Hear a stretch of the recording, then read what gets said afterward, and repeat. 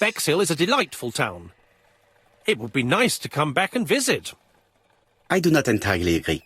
Walking at the beach damages my shoes, and it hurts my knee. So the years have not spared you, my friend. It's the same for all of us. That is exactly what I said to myself when I saw you back from your travels. Poirot! Do not be offended, Hastings. I can see Jack waiting for us. And from his face, I would say that things are not looking good.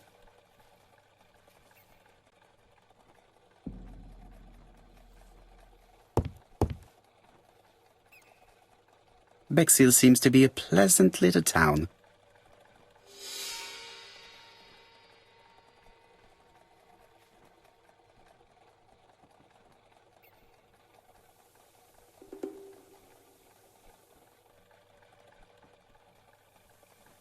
Bexhill is a pretty little seaside resort with elegant architecture, although personally I prefer more modern buildings.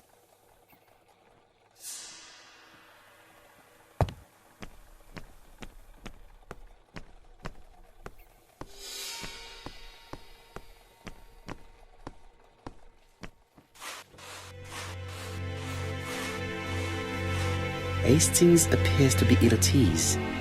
He appeared to be relatively indifferent to Mrs. Asher's murder, but a young woman's murder seems to be troubling him greatly.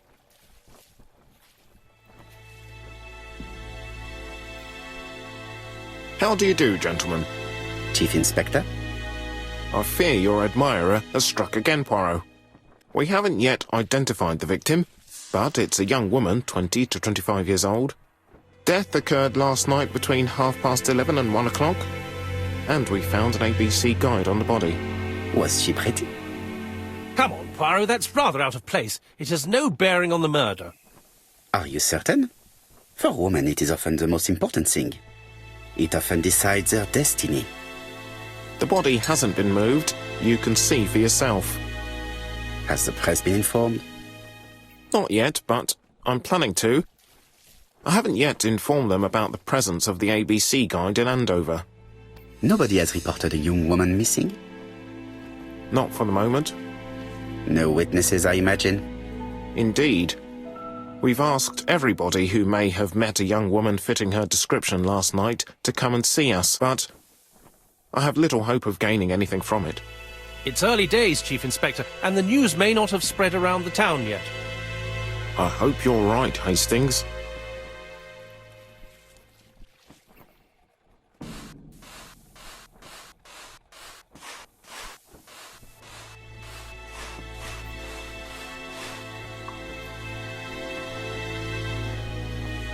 A braided silk belt. It may have belonged to the victim.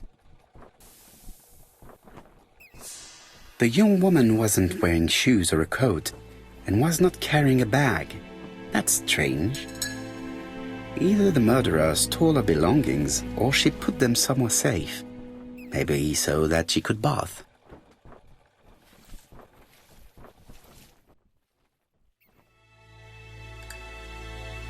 The guide is open at the page for the Bexhill train times.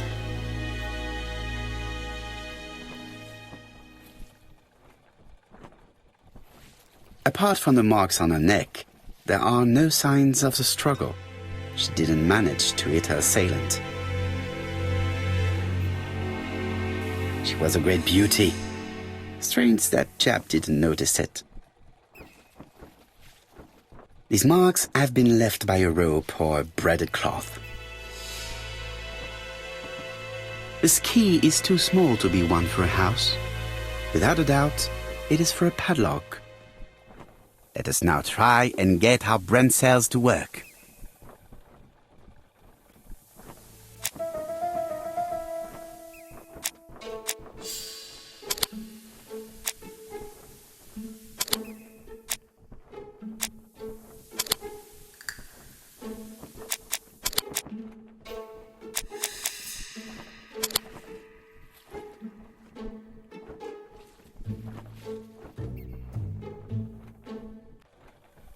The poor child must have been strangled with his braided belt. Unfortunately, in view of the fabric, it is unlikely that we will find any prints. Let us now try and get our brain cells to work.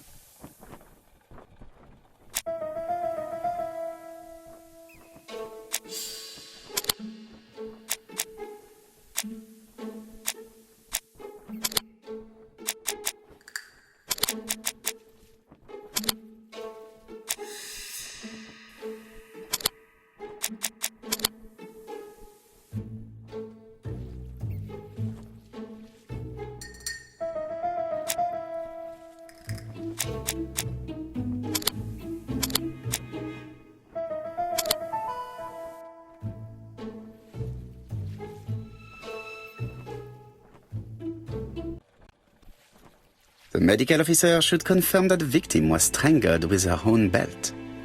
That's what I thought. She shows the usual signs of strangulation. With a little luck, we'll find prints this time. You are too optimistic, Hastings. Our killer is far too meticulous for that.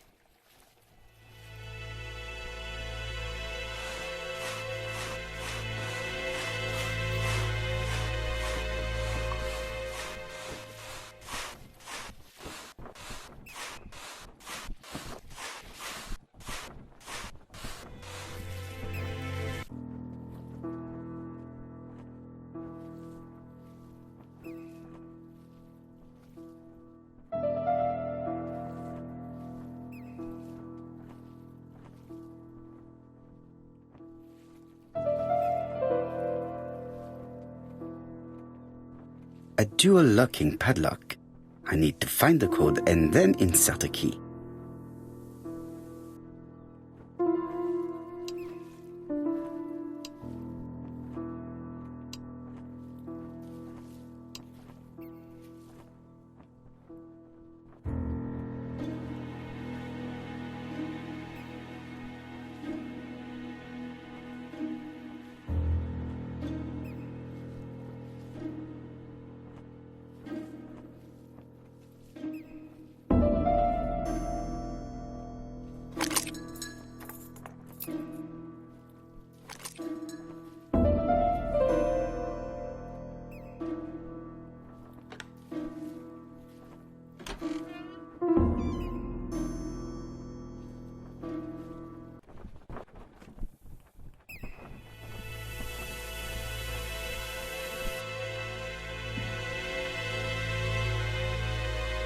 Betty's first day at work. Mom is very proud of you. Elizabeth Barnard, 7 August 1931. So, the young lady did have a name starting with B, and she worked as a ginger cat, an establishment that must be slightly further along the beach.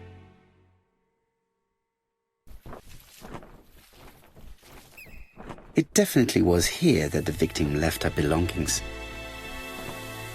The purse is full.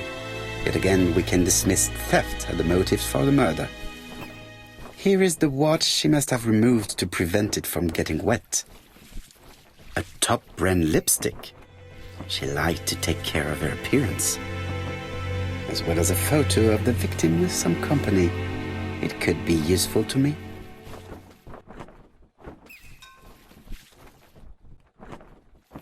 Jap has gone to the police. The victim has been identified and her family had reported her disappearance. She was called? Elizabeth Barnard, mainly Betty. She worked as a ginger cat at the cafe slightly further along the beach. But Poirot, how on earth? Never mind. Do you have her address? Yes, she lived with her parents on the street leading to the beach, number 22. Shall we go? You are far too impatient, Hastings. Let the poor people take in the news first. Let us go and visit the cafe where Betty worked.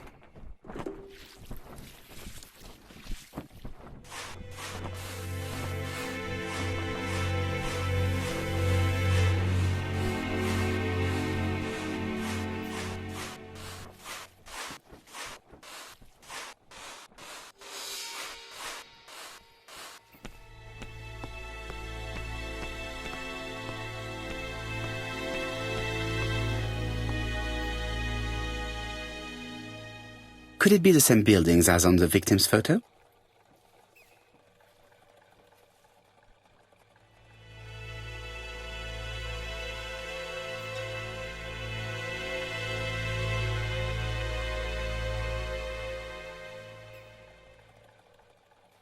This is definitely where the photo I found in the hut was taken.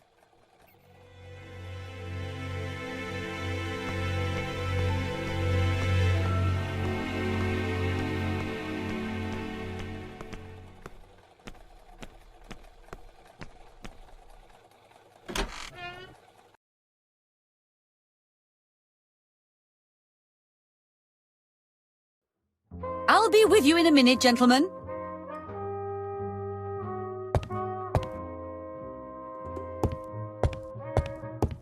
Hastings would probably like us to rest here, but the investigation cannot wait.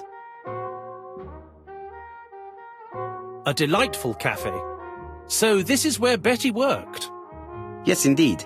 Let us find someone to talk to.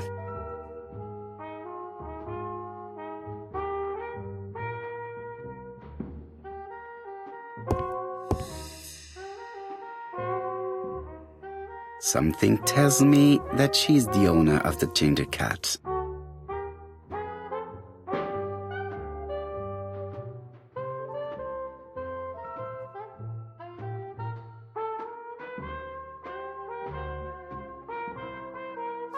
This woman must be the owner of the ginger cat.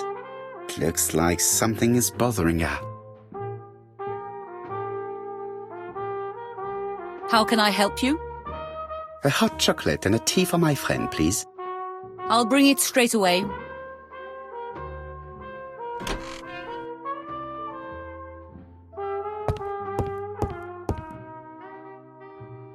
I need to know the time range during which Betty was working on her own. Where is Betty? Betty worked from 11 a.m. to 7:30 p.m. Would she have been alone at any time during her service? Interesting. Betty was alone between 5 p.m. and 7:30 p.m. Who did she serve? No, this person is not the last one to have worked with Betty.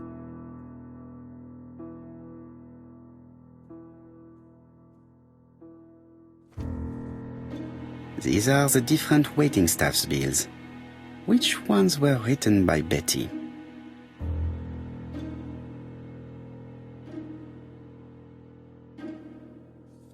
Most probably a family. This bill may have been written by Betty. There is probably another one.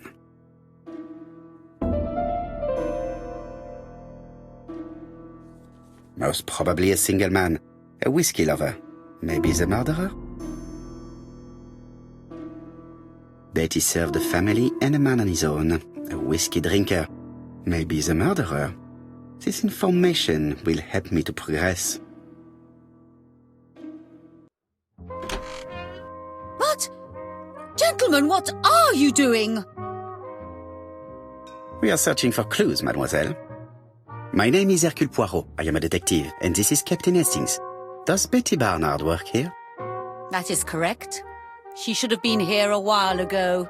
Punctuality is the first rule of politeness. I fear that Miss Barnard will not be coming today. She has just been found, dead, on the beach a few hundred meters from the cafe. How awful. Poor young thing.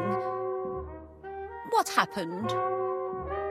She appears to have been murdered. This is most distressing. How this will affect my business, I shudder to think.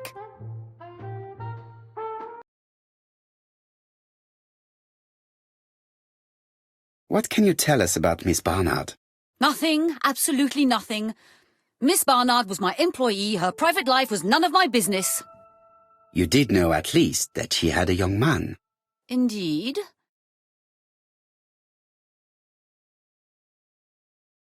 This photo was found.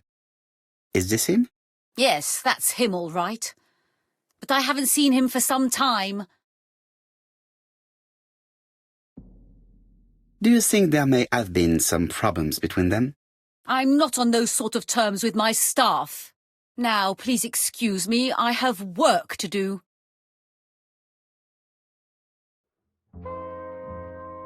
The customer who ordered the whiskey might provide us more information. He may have been the last one to see Betty alive.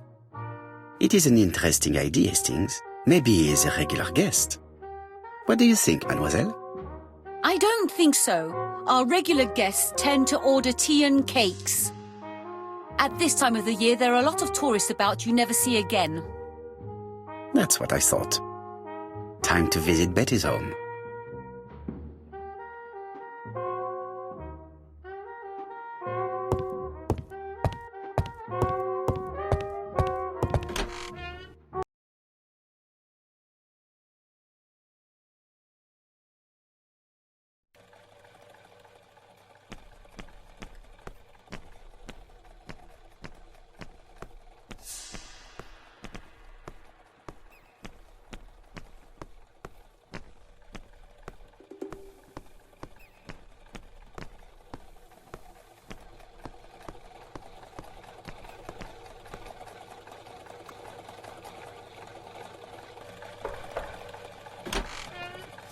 How do you do, mademoiselle? My name is Hercule Poirot. I know you. You're that detective we hear all about. I do not know if that is a compliment, but I will take it as one for now. You are Betty's sister, I believe? Yes. My name is Megan. Can we come in? Please do.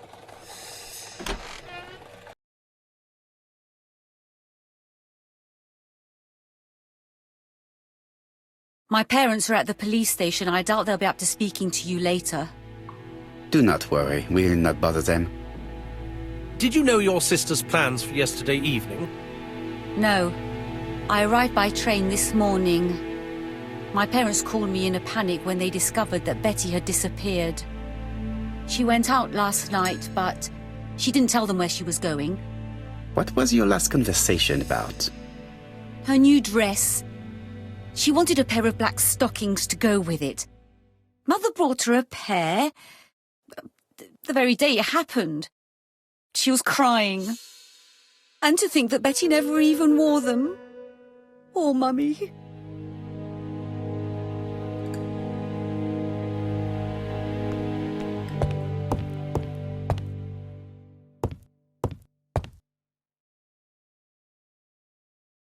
The Barnard appeared to make music a priority in their budget.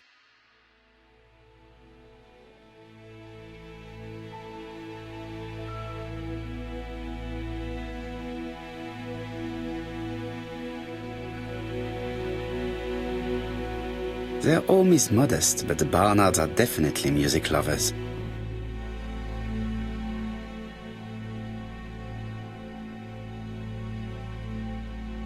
What is she feeling at the moment?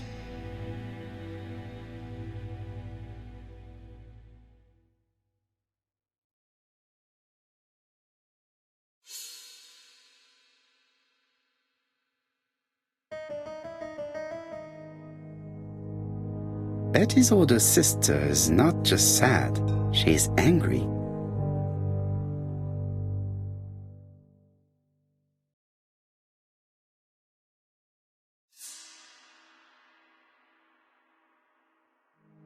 Your sister had a fiancé, I believe? Yes, he's called Donald Fraser. A very nice man.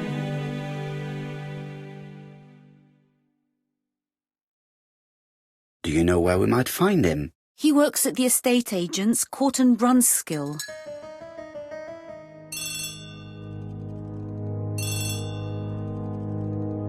Oh, excuse me, I have to answer that. But of course. Betty's room is opposite the stairs on the first floor.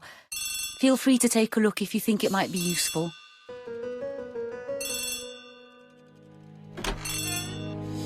This young woman is far too clever not to have anything else for us. Do you think she's hiding something? That is what I'm trying to find out. Surely you don't think she did it? I did not say anything of the sort. But young women always ruin your judgment, Hastings. Who knows, maybe Megan was jealous of her attractive young sister. I see. She may have had her sights on the inheritance. Or maybe she was in love with Donald Fraser. We have to study all scenarios, even the most unlikely. But I doubt that Mr. and Mrs. Barnard are rich enough to justify murder. While I try and get Miss Barnard to talk, I would like you to try and find Donald Fraser. It should be easy to find the estate agents where he works. Bring him to the Ginger Cat. I would like to talk with him before the Chief Inspector finds him.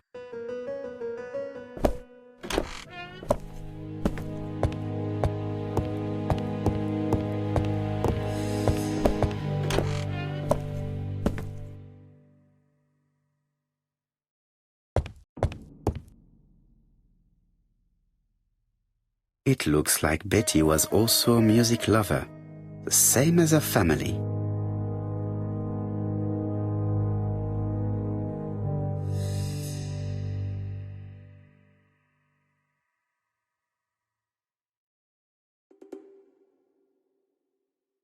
Without a doubt, Betty used to sing.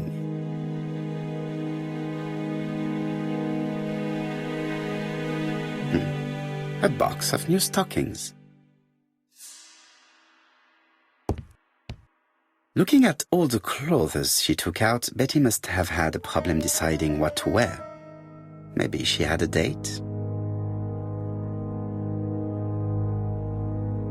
It looks like Betty has a very busy life.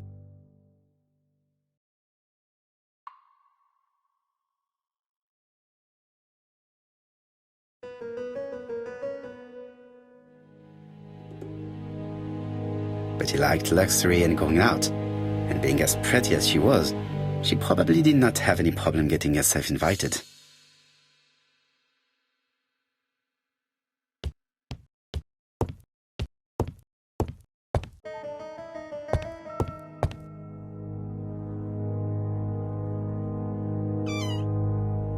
This small key should be useful to me. Medicine to prevent voice loss. Did Betty have problems with her voice?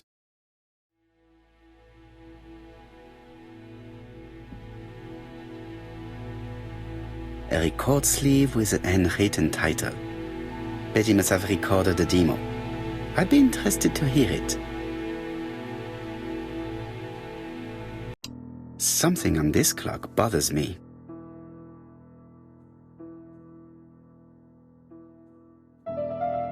There, that's better.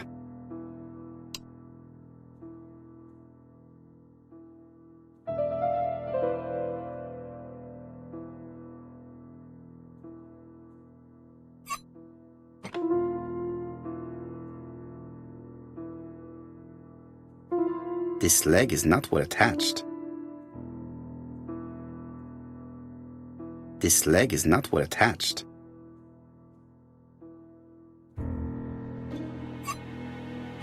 Good. It should be possible to open the wooden panel.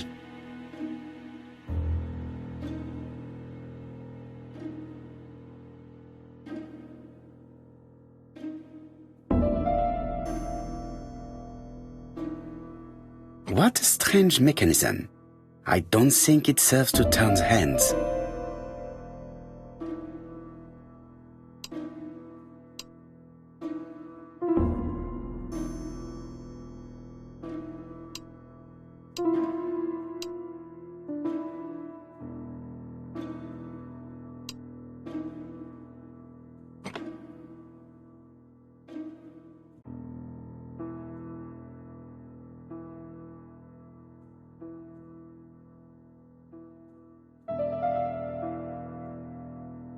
This wooden panel is blocked. I can't open it.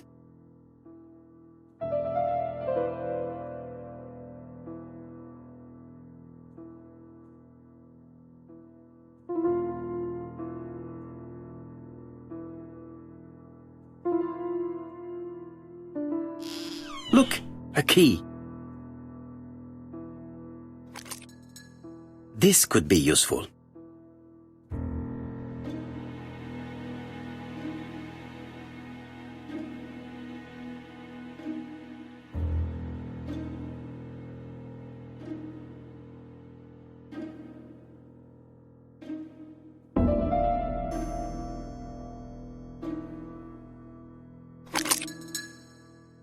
The central cock is blocked.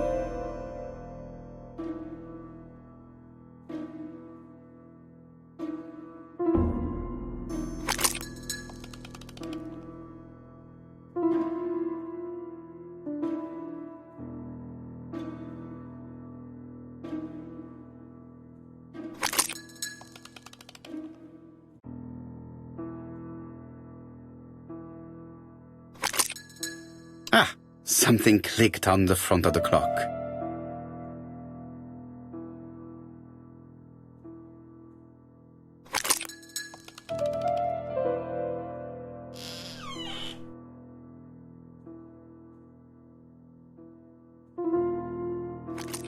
This could be useful.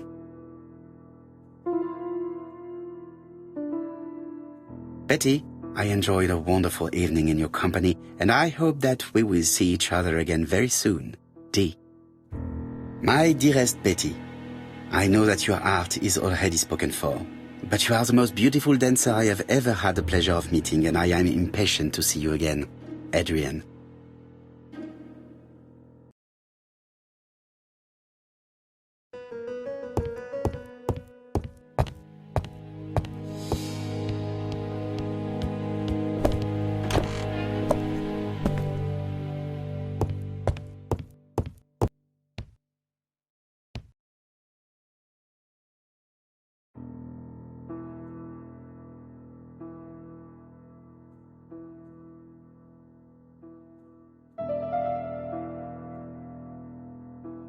Let us see.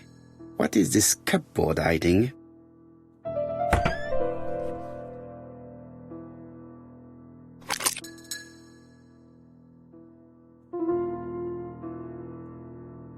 This looks like solfège.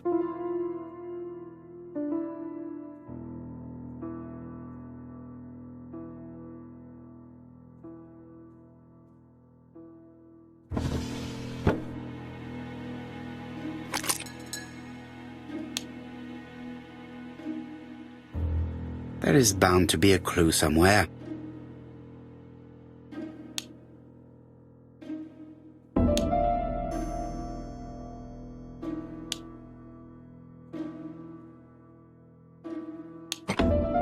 I heard the sound of a mechanism being triggered.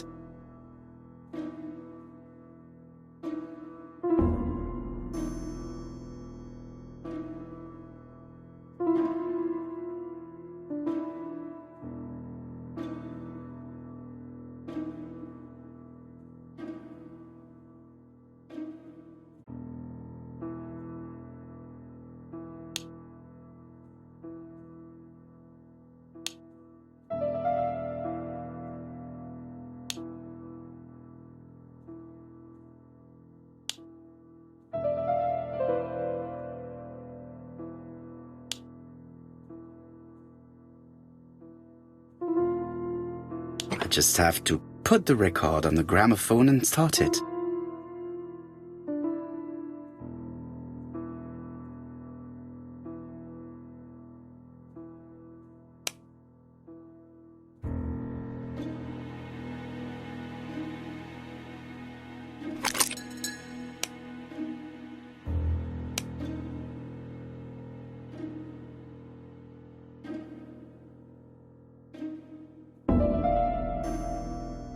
It looks like something goes in here.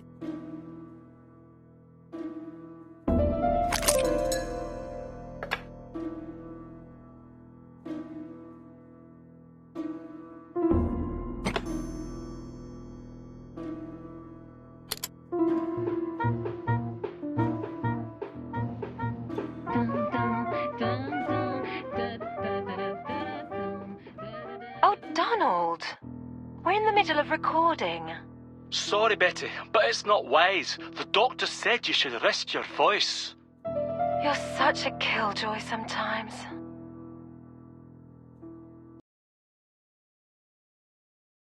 Betty was such a good singer. It's true. Did she have any problem with her throat? Yes, she had to be careful with her voice. Of course, she didn't follow the doctor's advice. If Don didn't insist, she... Well, it's too late for all that now.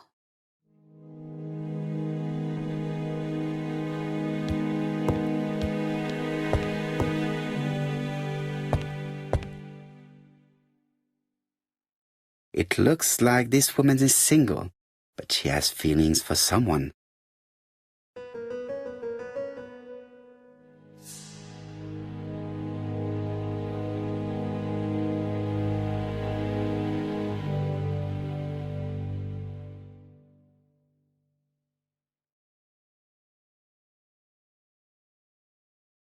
She is looking so intensely at this photo.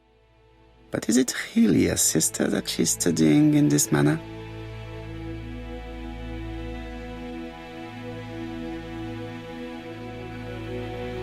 They made the perfect couple, am I correct? Yes, in a way. She was pretty and he... Well? He's a bright man, with a promising career ahead of him. He would have made Betty a good husband. He was always attentive and generous. Oh, a true gentleman. I hear a note of envy in your voice. You must have heard wrong.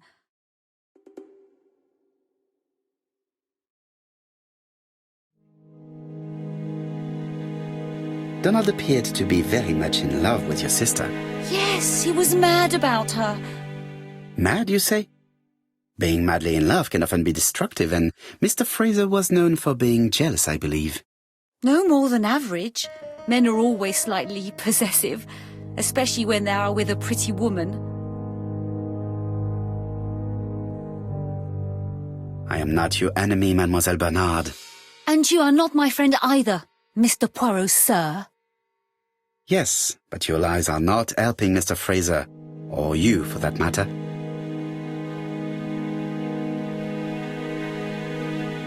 I know that Fraser was jealous, but I wonder why you feel the need to protect him. Protect him?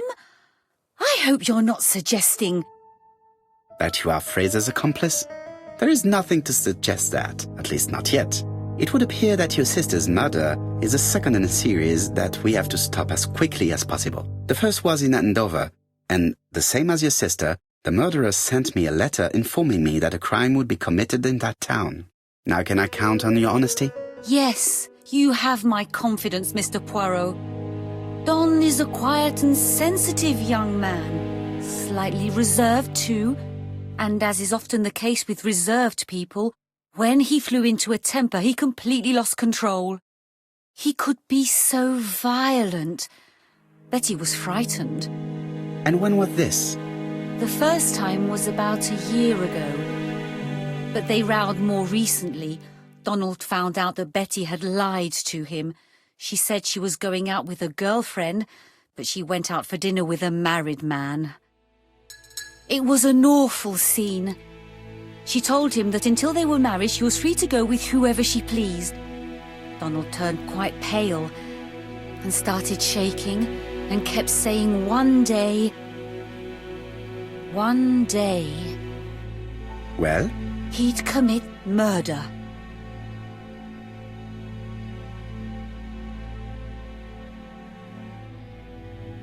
So you were afraid that he would become our main suspect. I know that Fraser was jealous, but I wonder why you feel the need to protect him. Exactly. Had you not told me about the case, I would never have dared to tell you about this little matter. Don loved Betty with all his heart. I can't imagine for one instant that he would hurt her. Very good, Mademoiselle Barnard. Thank you for your help.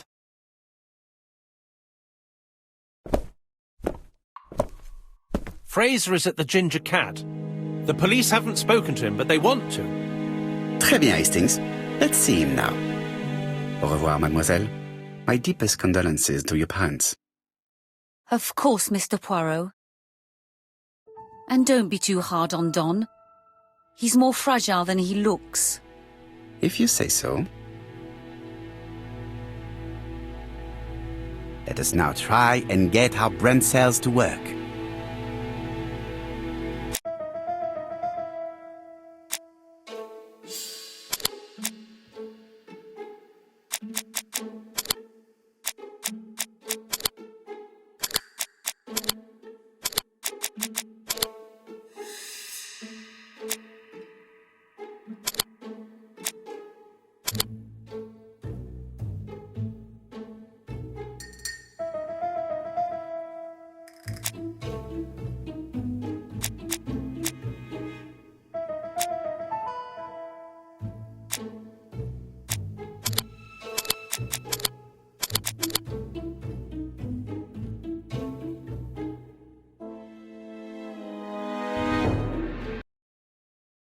Let us now try and get our brain cells to work.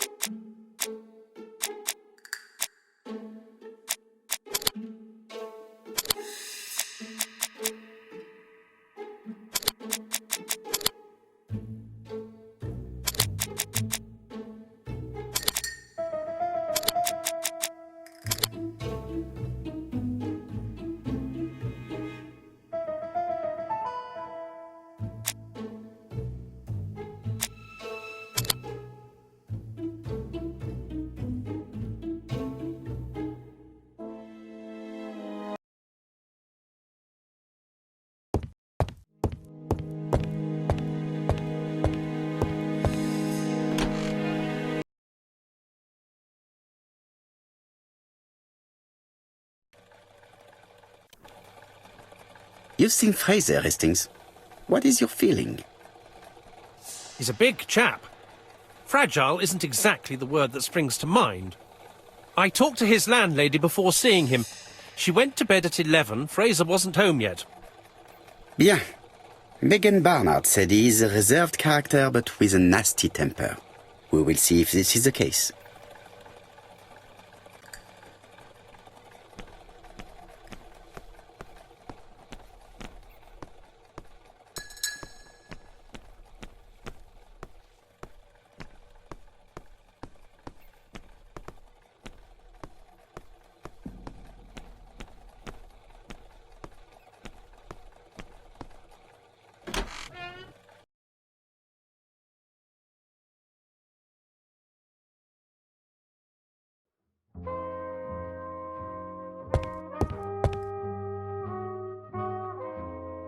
How do you do, Mr. Fraser?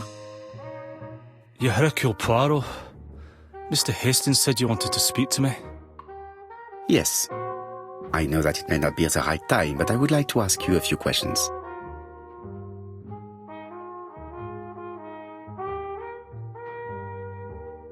This man looks suspicious.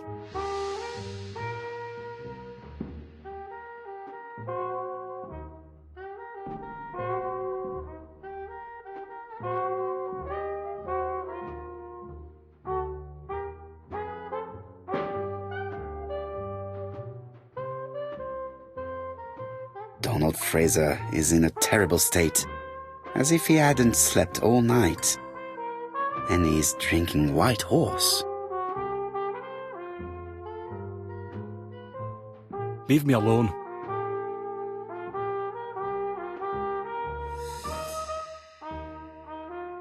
Tell me that it's a mistake, that Betty isn't dead.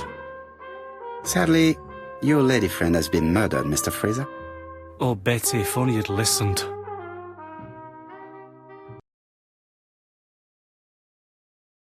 Did you visit Betty yesterday afternoon? No, I haven't seen Betty for 2 days. I was at the office yesterday afternoon. Can you prove that? Of course. But why this question? Betty died yesterday evening, didn't she? Yesterday, a guest came to the Ginger Cat alone and ordered a White Horse whiskey, and, by the look of it, you also appear to be fond of this brand. Yes, it's a good whiskey and not cheap. I only drink it on special occasions. Or tragic ones. I understand. Do you know what Betty's plans were yesterday evening? She said she was having dinner with her sister.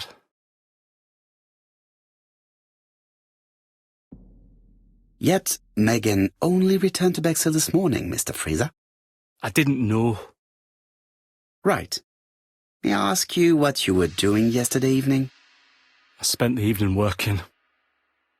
Your colleagues can confirm this? No, I often take work home with me. Therefore, you have no alibi, Mr. Fraser? That's right.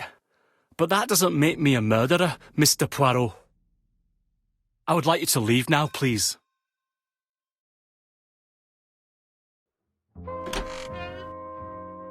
Ah, I knew I'd find you here, Poirot.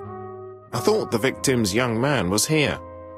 Yes, he's all yours, Chief Inspector. Let us now try and get our brain cells to work.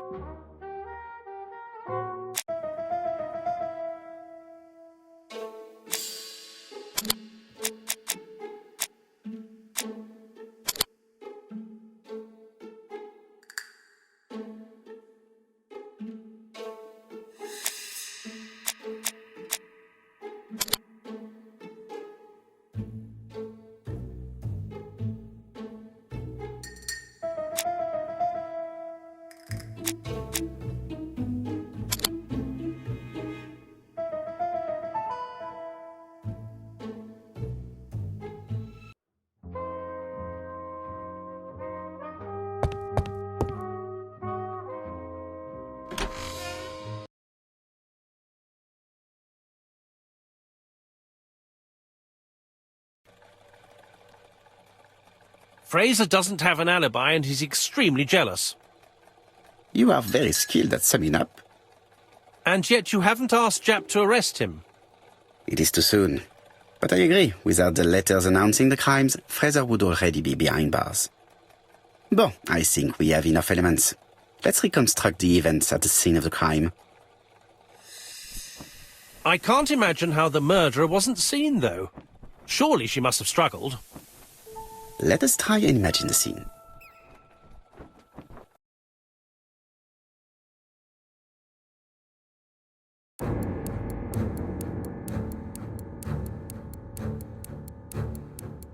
The killer and the victim are walking on the beach. Miss Betty has a bag, a belt around her waist, and carries her shoes in her hand. Both of them walk slowly to hut number 5.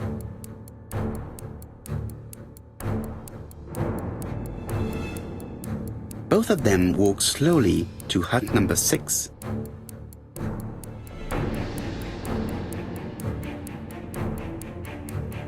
Miss Betty enters the hut. She leaves without her belongings. Then she hides a code.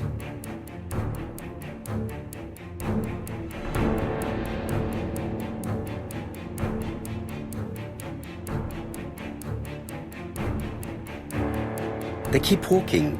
Then she removes her belt. The murderer moves behind her and then attacks her by surprise. The body falls, lifeless, on the sand. Everything appears to match the crime scene, mon cher Hastings. That is exactly what happened.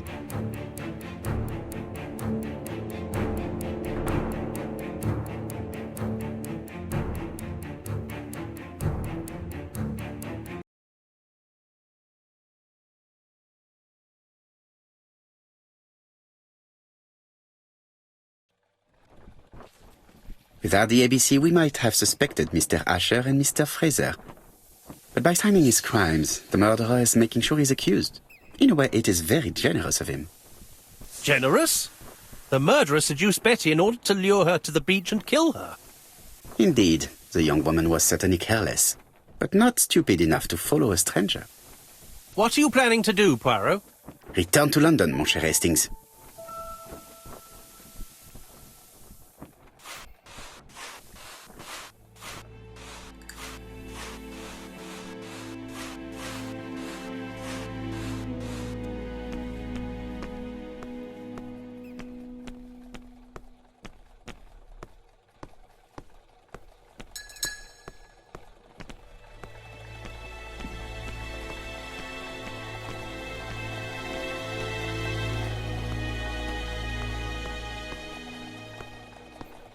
Right, back to London. There is nothing more for us to do here.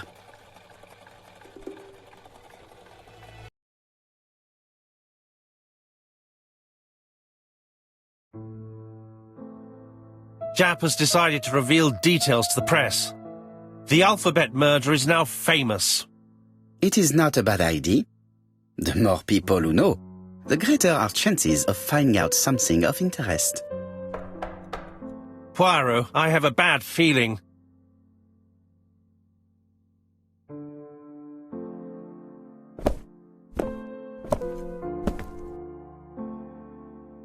Poor Mr. Poirot, not so good at these little criminal matters as you thought yourself, are you? Rather past your prime, perhaps. Let us see if you can do any better this time. This time, it's an easy one. Churston on the 30th. Do try and do something about it. It's a bit dull having it all my own way, you know. Good hunting. Ever yours, A.B.C.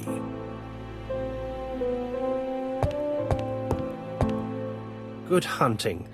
Did you hear that, Poirot? The murderer seems to be taking it all as a game, a challenge. He will strike on 30th in Churston. We must warn Scotland Yard. No time to lose. We must prepare our suitcases for Churston. Mon Dieu, it is already 10 o'clock. I will call Scotland Yard immediately.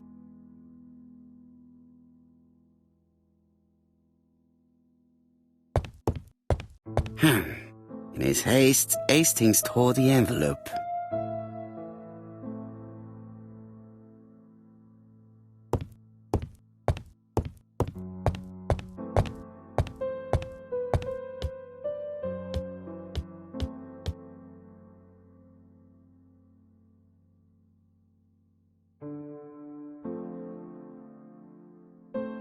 Hastings' photo album.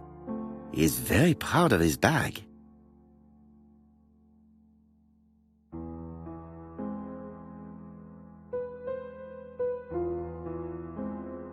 Bexhill-on-Sea, Sussex, population 24,703.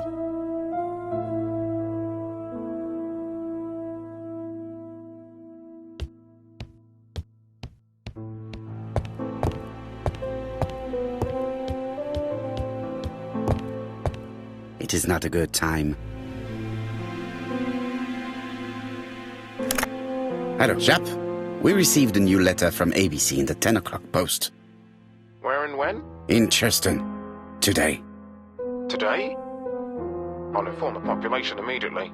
I'll check the train times. Call me back.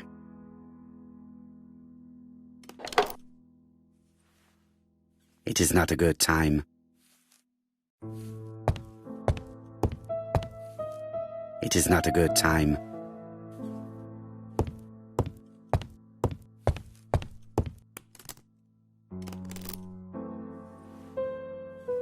Daily Flicker, July 30, 1935. A.B.C. affair, no progress.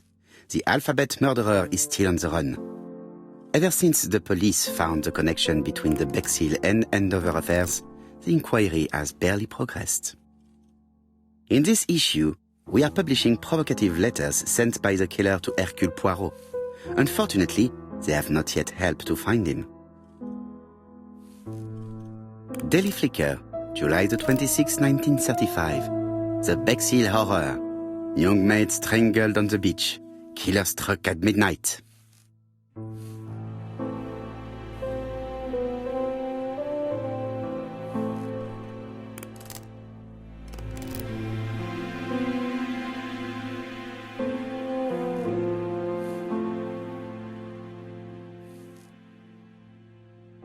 Poor Mr. Poirot. Not so good at these little criminal matters as you thought yourself, are you? Rather past your prime, perhaps? Let us see if you can do any better this time. This time it is an easy one. Cheston on the 30th. Do try and do something about it. It is a bit dull having it all my own way, you know. Good hunting. Ever yours, A.B.C.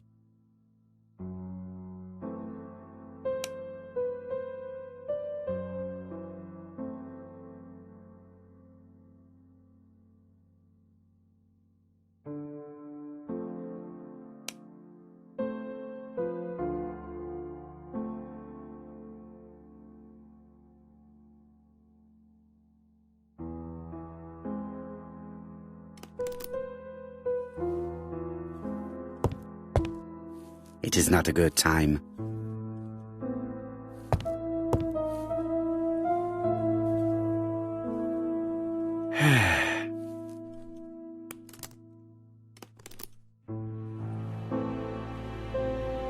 It is not a good time.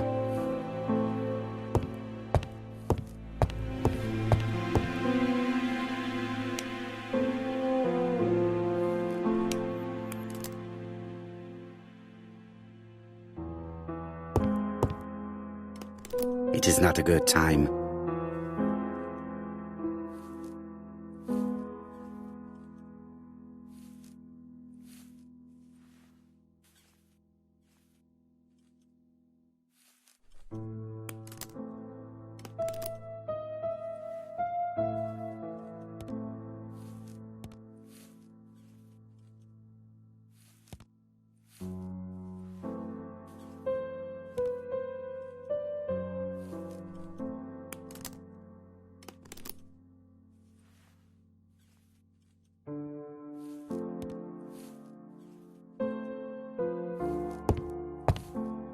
It is not a good time.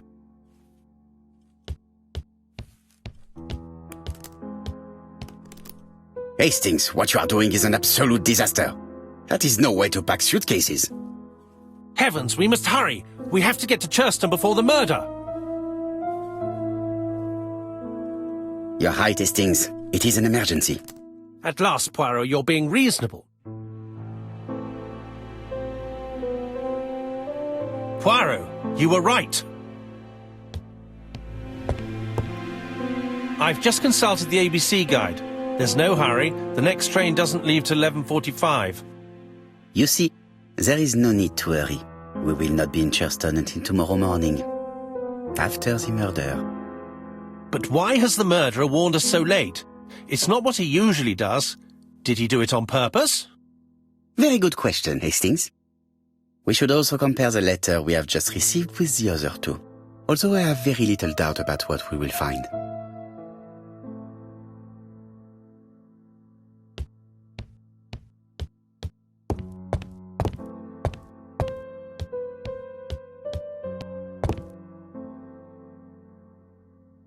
Right, let us compare this new letter with the second one.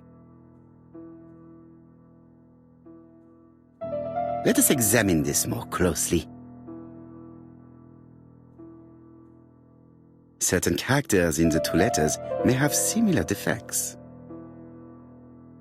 The W is not printed properly. Of course, the W characters in the two letters do indeed have the same defects. I have to find some other similar defects to confirm my theory. Yes, this I is weird. Yes, the I characters in the two letters do indeed have the same defects. I have to find some other similar defects to confirm my theory. Yes, the A appears to be quite unusual. That's right. The A characters in the two letters do indeed have the same defects. My theory was right. These two letters were written with the same typewriter. Let us now try and get our brain cells to work.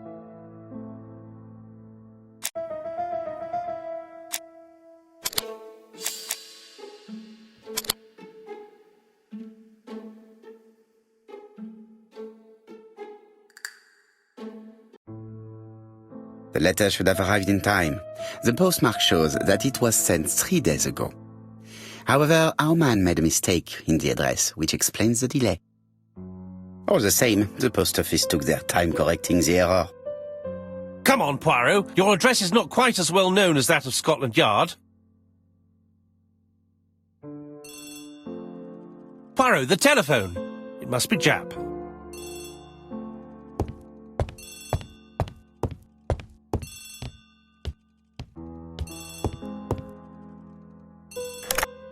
I have some news from Churchton. Bad news, I'm afraid. Sir Carmichael Clark was murdered while out on his evening walk. Sir Carmichael Clark. The name is familiar to me. He was a famous throat specialist, one of the best in London. A wealthy man, he retired to Combside, a beautiful house by the sea. He collected antiques. Are you going there? Yes, let's meet on the train.